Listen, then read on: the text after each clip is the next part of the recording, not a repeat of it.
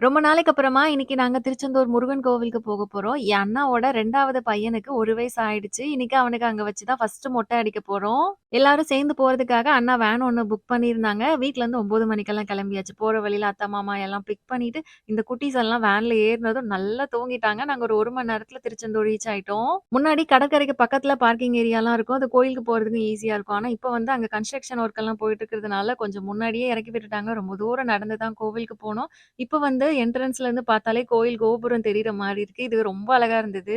முன்னாடிய விட கோவில்ல இப்ப நெறைய டிஃபரன்ஸ் இருக்கு. நாங்க புதன்கிழமை போயிருந்தோம். திங்கட்கிழமை அன்னைக்கு தான் கோவில்ல கும்பாபிஷேகமும் நடந்து முடிஞ்சது. நாங்க வந்ததும் ஃபர்ஸ்ட்டு குட்டி பையனுக்கு அவங்க மாமா மடியில வச்சு மொட்டை போட்டாச்சு. ஃபர்ஸ்ட்டு மொட்டைன்றதுனால அவன் ரொம்ப அழுதுட்டு தான் இருந்தான்.